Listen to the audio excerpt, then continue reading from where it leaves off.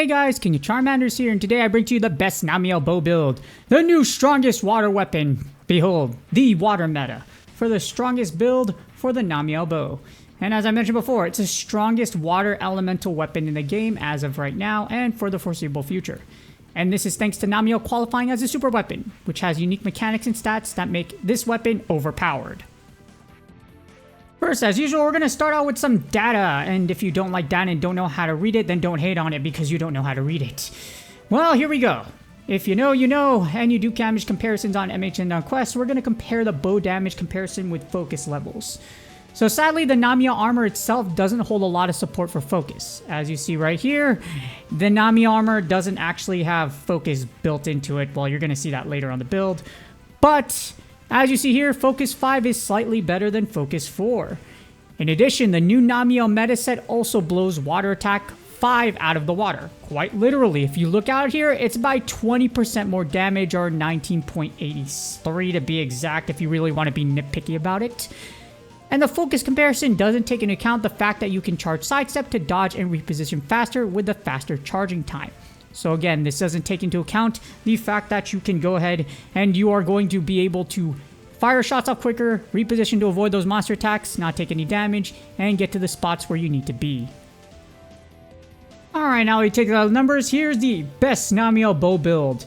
This build maxes Focus 5 and Namielle Electrowave 3, and it has a 55% positive critical hit ratio when you're attacking weak spots when the bow's at grade 10. Because when you build a bow, the affinity starts going up as you build it. It doesn't start off at 20 right away. However, critical boost, latent power, and aggressive dodger are good extra skills. Sadly, like I mentioned before, none of these pieces have focus. It's a bunch of randomness, but yeah, it's kind of disappointing, but if every piece had focus, I kind of get it.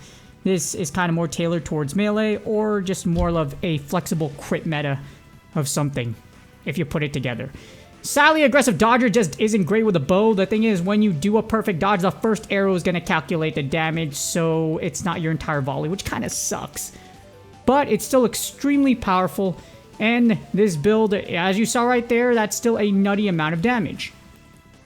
Now, to make this build, you need the Azarathlos helmet at grade 6. You don't need it at grade 8. You need it at grade 8 to unlock the Drift Mount slot, however. The Namielle Mail at grade 8. The Namielle Vambrace is at grade 8. The Rejang Coil at grade 8. As well as the Namielle Greaves at grade 8. And now, I keep throwing this term around called a super weapon. If you've been one of my viewers for a while, you do know, and you know, super weapons are what I call things that are extremely powerful and have something that makes it stand out above all the other weapons.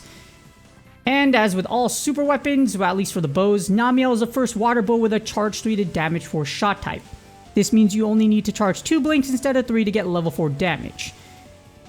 Now the thing is, rapid shot type was recently buffed where the arrows are actually faster, more accurate, and land faster, and the Pierce 4 is great to switch to if the monster is farther. So if the monster ends up trying to ram you like a semi-truck and runs past you, you could just go ahead, charge 1 more blink, and it will fire at Pierce level 4, allowing you to adapt to whatever scenario you're up against.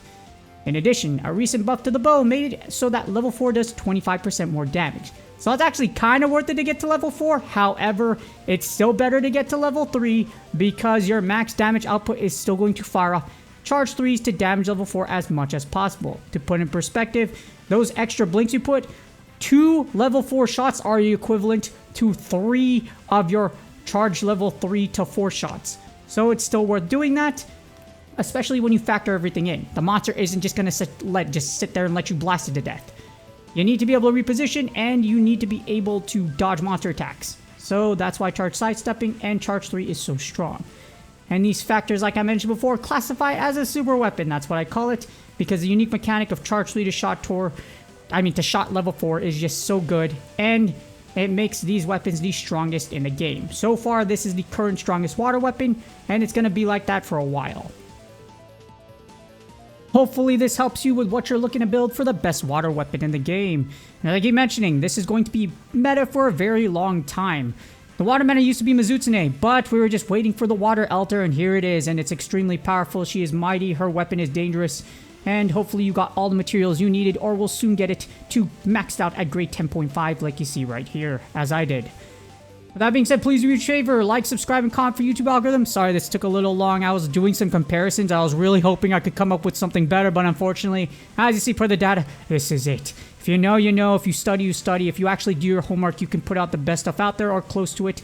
But, of course, everything will change eventually or things will get better, and that's what I always look at over here when I run all the data and mash it together. So please do me a favor, like, subscribe, and comment for YouTube algorithm.